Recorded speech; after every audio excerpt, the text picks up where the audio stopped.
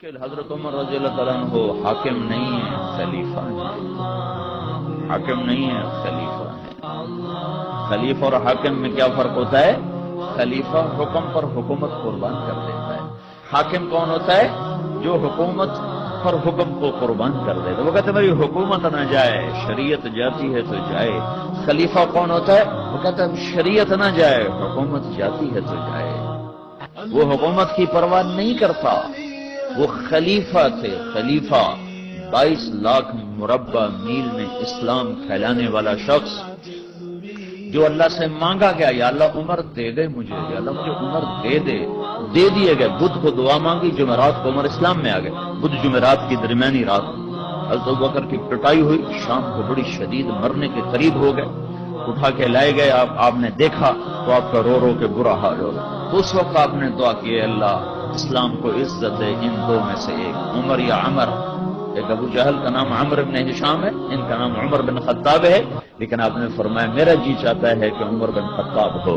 رات کو دعا مانگی، جمعرات کی صبح کو عمر بن خطاب قتل کا ارادہ کر کے اور ایمان سب منور ہوئے، مشرف ہوئے۔ اور جب یہ ایمان لائے تو جبریل اتر آئے کہ یا رسول اللہ آپ کو خوشی ہو رہی عمر کے اسلام کی؟ آپ نے کہا بڑی، کہ آسمان کے فرشتے بھی خوش ہو گئے، آسمان کے فرشتے بھی خوش ہو گئے۔ 10 برس حکومت کی۔ 10 سال کے بعد عبداللہ بن عمر بیٹے نے خواب دیکھا کہ پسینہ ایسے پہنچ رہے ہیں، یوں پسینہ پہنچ رہے ہیں۔ کہنے لگے ابا جان کیا ہوا؟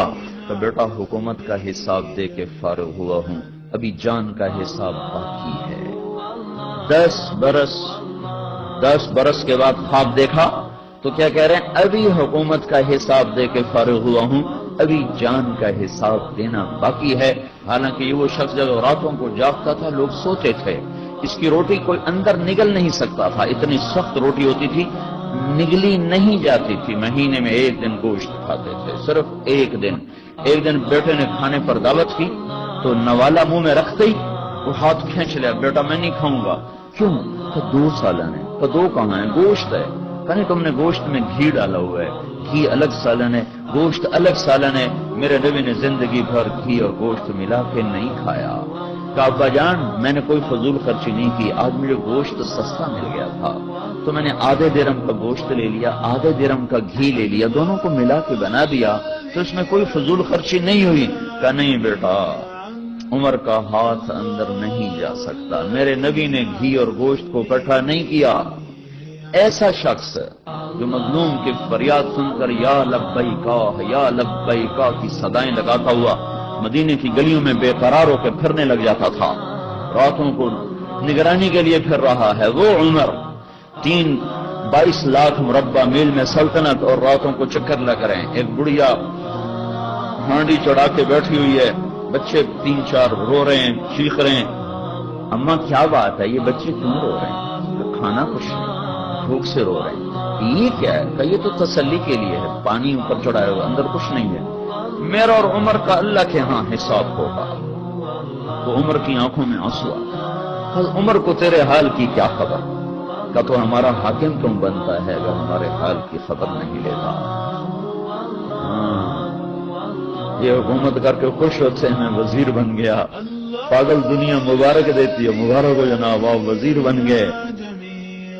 تو عمر وہاں سے بھاگے، بیت المال سے سامان اٹھایا، بوری بھری، اپنے کمر پر اٹھانے لگے تو نوکر نے کہا میں اٹھا لوں، اصل غلام میں اٹھا لوں۔ فرمایا قیامت کے دن بھی میرا بوجھ تو مت ہو گیا۔ بوری اٹھائی اور بھاگے ہوئے آئے، اور آ کر جلدی سے اس میں گھی اور پنیر اور کھجور، حیسا، ایک عرب میں حلوہ بنتا تھا حیسا، وہ جلدی سے تیار کیا اور لکڑیاں ڈال کے پھونک مار رہے۔ اسلم فرماتے ہیں غلام کہ میں دھواں ان کی داڑھی میں سے نکلتا اور آنکھوں سے آنسو بہتے میں دیکھ رہا تھا تو بے قرار ہو کے آگ جلا رہے تھے یہاں تک کہ وہ حیسا تیار ہوا۔ پھر آپ نے خود ڈوئی میں سے پلیٹوں میں ڈال کے بچوں کے آگے رکھا، پھر ایک طرف بیٹھ گئے ان کو کھاتا دیکھ